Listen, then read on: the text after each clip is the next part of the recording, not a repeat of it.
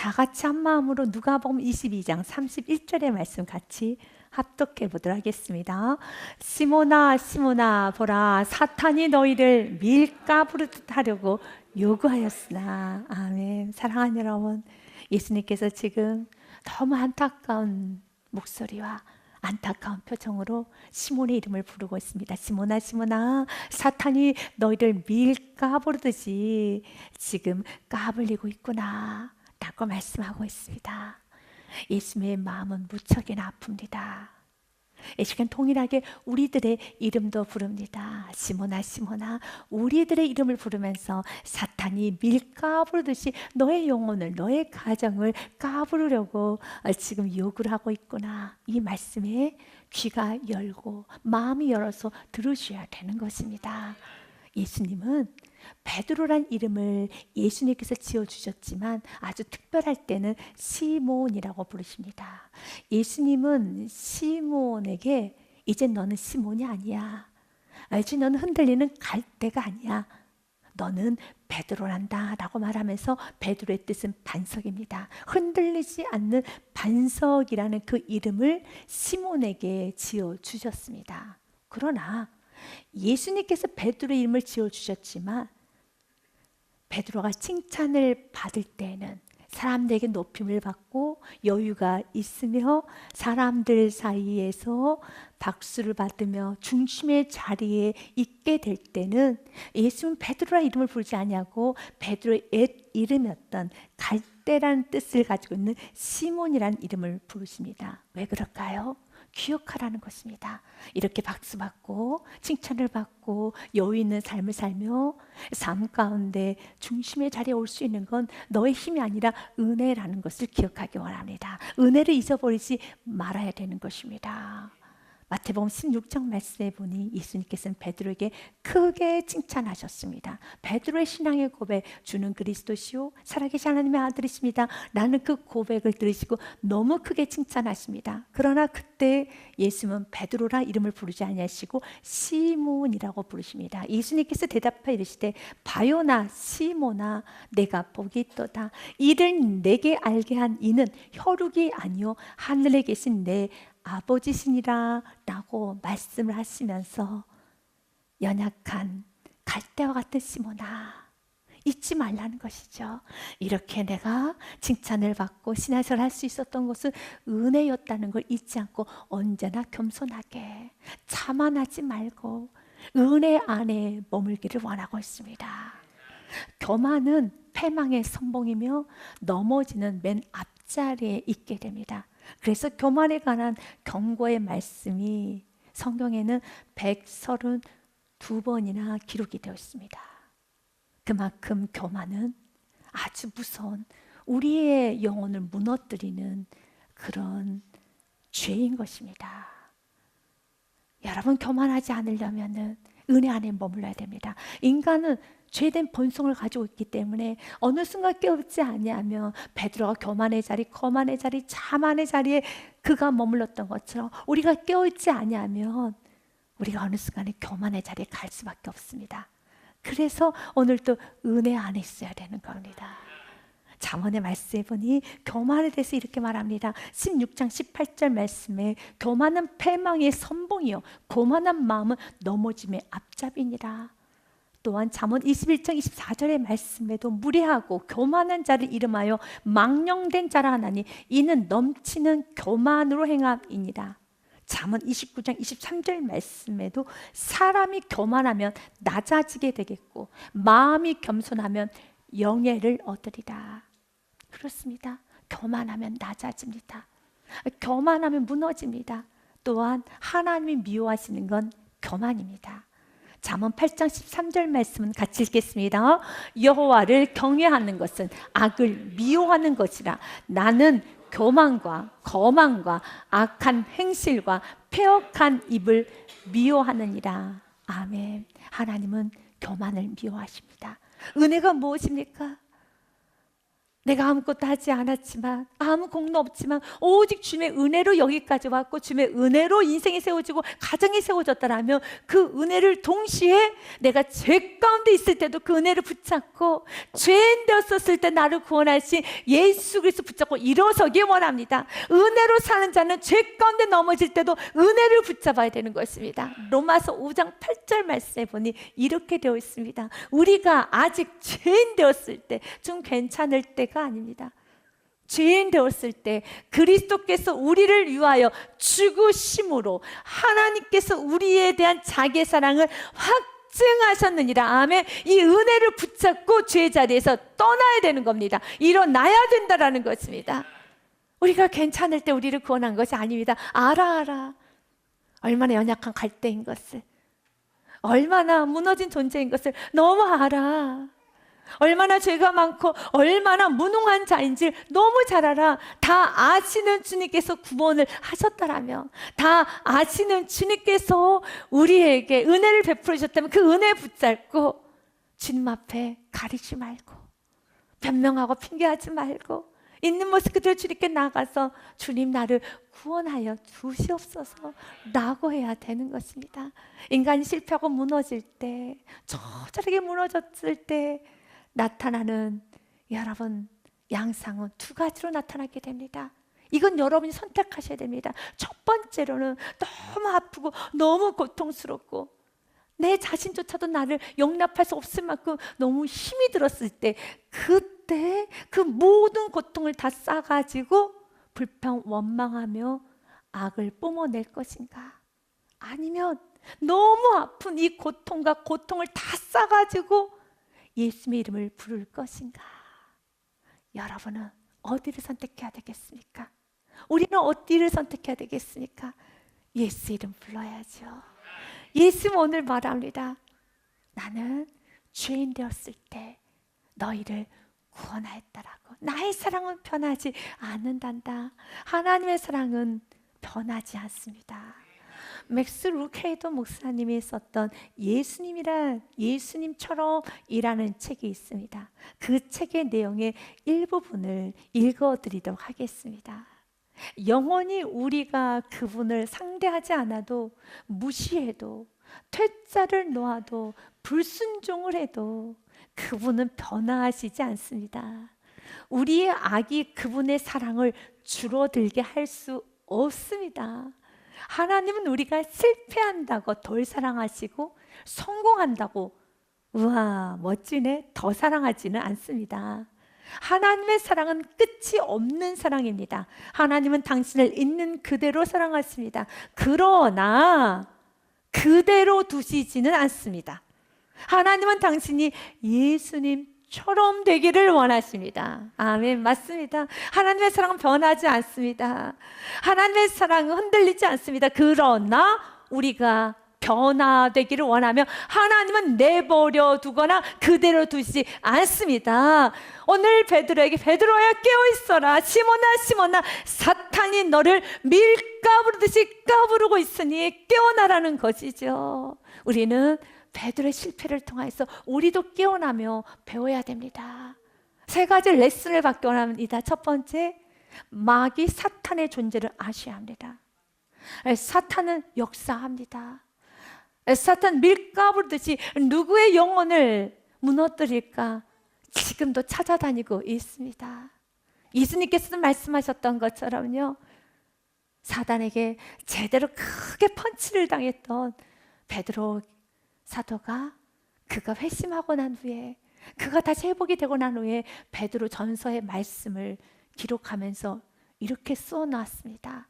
근신하라 깨어라, 너희 대적 마귀가 우는 사자같이 두루 다니며 삼킬 자를 찾나니 라고 했던 것처럼 사탄은 두루 다니며 삼킬 자를 찾고 있습니다. 사탄은 건들지 못할 영혼은 없습니다. 사탄에게 있어서 저 영혼은 어렵다, 저 영혼은 안 되겠다, 그런 영혼은 없습니다. 사탄이 굉장히 허무맹랑합니다. 사탄은 어리석은 존재이기 때문에 한계가 없이 허무맹랑합니다. 그 허무맹랑함이 예수님에게까지 가서도 시험했던 것이 사탄입니다. 어떻게 예수님에게 시험할 수 있겠습니까? 사탄 알아요. 자신이 예수님에게 시험하면 자신이 무너질 걸 압니다. 예수님 앞에 박살날 걸 압니다. 박살날 걸 알면은 예수님께 나아가서 시험하면 안 되잖아요. 그런데도 합니다. 우리의 영혼을 빼앗아 가지 못하고 우리의 이름을 생명책에서 지울 수 없다는 것도 알고 우리의 구원이 취소되지 않는다는 걸 사단은 너무 잘 알아요. 잘 알기 때문에 우리를 망가뜨리는 거예요. 우리를 부셔뜨리는 거예요. 예수님께서 40일 금식기도 하고 난 후에 가장 먼저 찾아온 영물은 사단입니다. 그래서 예수님께 유혹을 합니다. 예수님, 돌덩이를 떡덩이로 만드십시오 라고 먹을 것 같아 유혹합니다. 하나님에 대해서 의심하게 합니다. 그리고 명예욕으로 예수님을 흔듭니다. 예수님이 명예욕이 흔들리겠습니까? 예수님이 먹는 거에 흔들리겠습니까? 예수님이 하나님이신데 어떻게 의심이 되겠습니까? 말도 안 되죠. 그런데 그 말도 안 되는 걸 사단은 알지만 사단은 공격해요. 사단은 멈추지 않습니다. 그래서 사단의 속성을 알아야 되는 겁니다. 밀 까부르듯이 너희를 까부를 것이다 라고 하죠. 어른들의 이런 말이 있지 않습니까? 까분다란 단어는 이 밀 까부르듯이에서 나오는 말인 겁니다. 그래서 우리 자신이 교만으로 까부러질 때, 우리가 자만으로 까부러질 때, 베드로처럼 지금 과신으로 하염없이 마음이 높아질 때 예수님의 경고의 말씀을 잘 듣고 마음을 낮출 수 있는 은혜가 있어야 됩니다. 그 말씀을 귀하게 여길 수 있어야 됩니다. 사탄, 그 존재를 아셔야 됩니다. 그러나 그 사탄을 두려워할 필요는 없습니다. 그 사탄은 이미 무너진 존재이고 은혜 안에 거하는 자에게는 사탄은 역사할 수가 없습니다. 그래서 두 번째 레슨을 받아봅시다. 베드로가 무너졌던 이유는 과신해서 그렇습니다. 확신과 과신은 다릅니다. 확신은 예수를 믿는 믿음으로 충만함이 확신입니다. 그러나 과신은 자기 자신의 믿음, 자기 자신의 의지, 결단, 자기 자신의 결정을 믿는 것이 과신입니다. 예수님은 말씀하셨죠. 시몬아 라고 말씀하셨죠. 시몬아 기억해. 너가 은혜로 살았던 거 이것은 은혜인 것이야. 그래서 내가 신앙생활을 잘 해오고 난 다음에 자신의 신앙생활의 연수를, 자신의 신앙생활을 자랑하는 건 의미가 없어요. 주님께서 붙잡아 주셨기 때문에 내가 올 수 있는 것이지 그 자신의 삶을 자랑하면서 자기 자신을 과신하며 나는 예수님을 떠나지 않습니다. 이제 나는 결정했습니다. 내가 아무리 결정하고 내가 아무리 주를 떠나지 않겠다고 하여도 나는 나의 신앙을 지킬 수 없습니다. 오늘 또 신앙을 지키는 거 은혜 안에 머물면서 내가 어디서 구원받는 걸 기억하고 감사하며 사는 것입니다.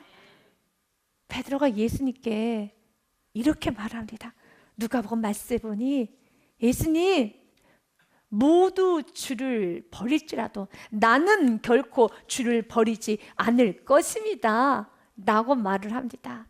우리가 본문의 말씀 누가복음 말씀에 보니 이렇게 되어 있습니다. 누가복음 22장 33절과 34절 말씀에 보니 그가 말하되 주여 내가 주와 함께 오게도 죽는데도 가기를 각오하였나이다. 나는 주님과 함께 오게도 죽는데 가기를 각오합니다. 나는 결단했습니다. 나는 가겠습니다 라고 합니다. 그때 예수님께서 베드로에게 이렇게 말합니다. 이르시되 베드로야 내가 내게 말하노니 오늘 닭 울기 전에 내가 3번 나를 모른다고 부인하리라 하시니라 라고 말씀하시면 그 말씀 앞에 주님 내가 결단했다라고요. 내가 결정했어요 라고 자신의 의지만, 자신의 경험만, 자신의 생각만, 자신의 주장만 내세우는 것이 아니라 34절의 말씀을 귀하게 받아들이고 그 말씀으로 자기 자신을 점검하고 그 말씀을 붙잡고 겸손히 사는 은혜, 이 은혜가 천가는 그날까지 있어야 됩니다. 그 은혜가 있어야지만 사탄의 공격에서 이겨나갈 수가 있습니다. 지혜세인 잠언은 우리에게 이렇게 말합니다. 잠언 8장 말씀해 보니 이렇게 되어 있습니다. 잠언 8장 33절 말씀해 보니 훈계를 들어서 지혜를 얻으라. 그것을 버리지 말라. 주의 말씀을 귀뚱으로 들으면 안 됩니다. 34절 말씀에도요, 누구든지 내게 들으며 날마다 내 문 곁에서 기다리며 문설주 옆에서 기다린 자는 복이 있습니다. 오늘 또 여러분들이 왜 예배드리러 오셨습니까? 왜 말씀에 귀를 기울이십니까? 은혜 없으면 살아갈 수 없기 때문에. 여러분, 이렇게 간절히 사모하는 심령이 복 있는 심령입니다. 35절의 말씀은 같이 읽습니다. 대저 나를 얻는 자는 생명을 얻고 여호와께 은총을 얻을 것임이라. 아멘. 여기서의 나는 말씀 예수 그리스도이지요. 대저 말씀을 얻는 자는 그 말씀을 사로잡고 그 말씀을 붙잡고 그 말씀의 빛에 빛을 받고 그 말씀 붙들고 살아가는 자는 생명을 얻고 여호와께 은총을 얻을 것임이니라. 베드로는 과신했어요. 베드로는 예수의 말씀을 귀하게 여기지 않았어요. 자신의 믿음만, 자신 예수를 사랑하는 그 마음만, 자신의 생각만, 자신이 지금까지 예수를 위해서 헌신했던 모든 삶만을 주장하면서, 예수님, 내가 배와 그물까지 버렸는데 설마 예수님, 저 그런 사람 아닙니다. 저 그렇게 쉽게 배신하는 그런 사람 아닙니다 라고 주장만 합니다. 그리고 동일한 말씀을 기록하고 있었던 마태복음에는 베드로가 26장 33절 말씀에 보니 모두 다 주를 버려도 나 베드로는 버리지 않을 겁니다 라는 말합니다. 베드로가 대답하여 이르되 모두 주를 버릴지라도 나는 결코 버리지 않겠나이다. 사람들 앞에서 자신의 믿음을 자랑합니다. 자신의 믿음을 높입니다. 지금 사단이 밀 까부르듯이 까부르고 있다라는 예수의 말씀이 이루어져 가고 있어요. 이미 사단에게 밀 까부르듯이 까불림을 당하고 있습니다. 정신을 차려야 되겠죠. 정신을 차려야 되겠죠. 그래서 깨어나야 되는 것입니다. 주님 오늘 우리에게 말합니다. 깨어나라는 것이죠. 자신의 연약함을 알고 시몬인 것을 기억하고 은혜를 알고 언제나 그 은혜를 잊지 않고, 내가 연약하면 연약할수록 나의 부족함을 고백했더라면 더 말씀을 귀하게 여기고 더 예배드리고 더 기도하며 주님의 은혜를 삼아 아주 겸손함의 자리로 나아가는 그 은혜, 주님이 오늘 우리에게 주시기 원하는 은혜입니다. 주님께 나아가시기를 바라겠습니다. 여러분이 잘 아는 미국의 16번째 대통령 링컨, 그의 삶의 여정을 보면 그의 신앙의 생활의 모습을 알 수 있는 많은 사건이 기록이 되어 있습니다. 어느 날 정세가 좋지 않았습니다. 전쟁 중이었습니다. 수많은 부상자들이 나오고 사람들이 지금 위급해져 있는 그런 상황에서 목사님이 이렇게 제안합니다. 대통령님, 지금 이렇게 상황이 좋지 않기 때문에 저희가 예배당을, 교회를 내어놓겠습니다. 잠시 예배를, 집회를 중단하고 이 예배 초소를 병원으로 개조하겠습니다 라고 링컨 대통령에게 제안합니다. 그 제안을 들었던 링컨 대통령이 이렇게 말합니다. 목사님, 정말 고맙습니다. 마음이 너무 귀합니다. 그러나 안 됩니다. 목사님, 지금 이 나라가 어려움에 처한 것은 사실입니다. 그러나 이런 때일수록 우리에겐 교회가 필요하고 더욱 하나님을 의지하고 섬겨야 합니다. 저는 교회를 병원으로 개조하는 조치에 대해서는 찬성할 수 없습니다 라고 말합니다. 여러분, 병원을 세우고 아픈 환자를 치료하는 거 너무 귀하고 좋은 일이죠. 그러나 이 세상을 살아가는 데는 좋은 일로 이 세상을 풀어갈 수 있는 게 아닙니다. 믿음으로 살아야 되는 겁니다. 하나님이 도와주시지 아니하시면, 하나님 붙잡아 주지 아니하시면 병원을 100개, 1000개, 10,000개를 지어도 살아날 수가 없습니다. 그러나 하나님이 붙잡아 주시면은 이 모든 것은 다 가능하다는 것입니다. 링컨의 또 다른 말을 계속 인용해 보겠습니다. 나는 기도합니다. 나는 몇 번이고 무릎 꿇고 기도하지 않을 수가 없습니다. 그것 이외에 어떻게도 할 수 없다는 것을 확신했기 때문입니다. 나 자신의 지혜로는 그러한 사태에 대처하는데 너무 불충분하다고 생각했기 때문입니다. 여러분도 혹시 링컨과 같은 마음입니까?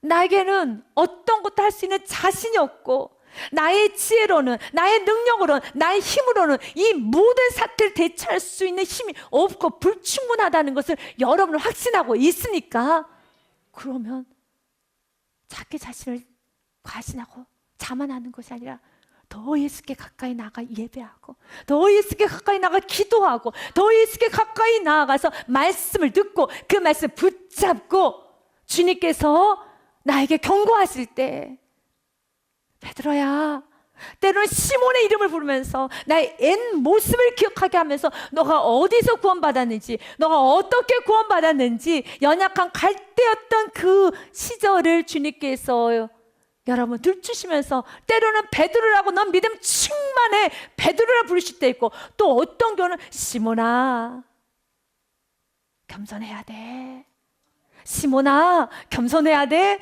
또 베드로라 부르면서 베드로야 라고 하시는 것처럼, 이렇게 신앙생활 여정 가운데 주님 우리에게 시몬이라고 오시기도 하고 베드로라고 오시기도 합니다. 그럼 모두 순간순간의 메시지를 잘 듣고 주님과 함께 이겨야 되는 것입니다. 주님과 함께 승리하셔야 되겠습니다. 이제 세 번째 레슨을 받기 원합니다. 여러분, 오늘 귀한 말씀에 너무 소망이 되는 말씀이 있습니다. 그럼에도 불구하고 예수님은 베드로를 위해서 중보기도 하셨습니다. 나에게는 강력한 중보기도자가 있습니다. 예수님이 시몬의 이름을 부르면서 뭐라고 하셨습니까? 시몬아, 시몬아, 사탄이 너희를 밀가부르 다루고 요구하였으나, 이렇게 사탄이 너를 망가뜨리려고 하는구나. 그러나 32절은 같이 읽습니다. 시작. 그러나 내가 너를 위하여 내 믿음이 떨어지지 않기를 기도하였노니 너는 돌이킨 후에 내 형제를 굳게 하라. 아멘. 예수님이 여러분을 위해서 기도하고 계십니다. 여러분 생각해 보십시오. 여러분 10대 때 믿음이 파손될 수 있었죠. 내가 10대, 20대, 30대, 40대, 50대, 60대, 70대, 80대도 나의 믿음이 완전히 파손될 수 있었는데, 여러분이 믿음이 파손되지 않고 여기까지 왔다라면 누구의 기도입니까? 예수님의 중보의 기도이죠. 교회의 기도이죠. 사랑하는 이들의 기도이죠. 여러분 기억하셔야 되는 겁니다. 주님 오늘 우리가 기억하기 원합니다. 내 믿음이 떨어지지 않기를 예수님은 기도하고 계셨어요.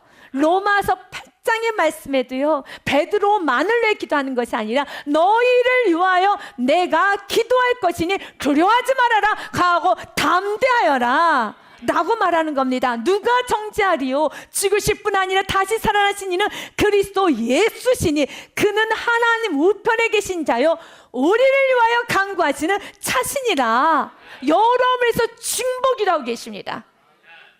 그러면 예수님께서는 여러분에서 기도하시는데 무엇을 놓고 기도하십니까? 32절 말씀에 보니 예수님의 기도의 제목은 한 가지입니다. 우리는 예수님께서 나의 물질의 문제를 언급해 주시기를 원하실 겁니다. 나의 취업의 문제, 나의 직장의 문제, 결혼의 문제, 사업증의 문제, 자녀의 문제, 이런저런 문제를 예수님께서 언급해 주시기를 원하시지만 예수님은 콕 집어서 한 가지만 해서 기도하신다고 합니다. 무엇을 놓고 기도합니까? 내 믿음이 떨어지지 않기를 기도한다고 하십니다.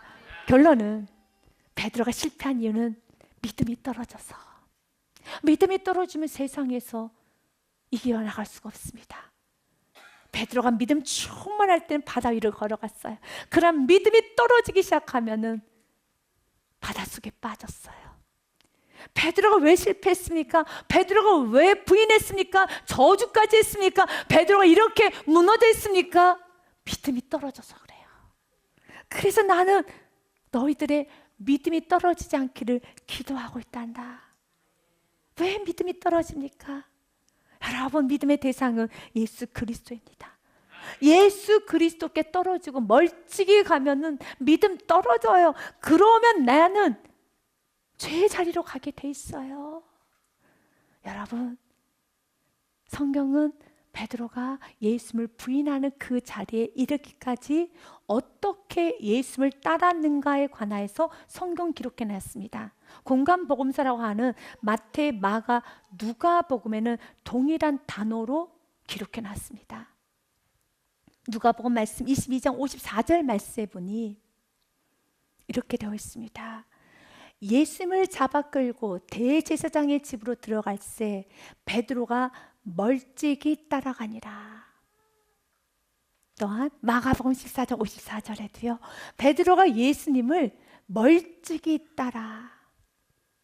마태복음 26장 58절 말씀에도 베드로가 멀찍이 예수님을 따라.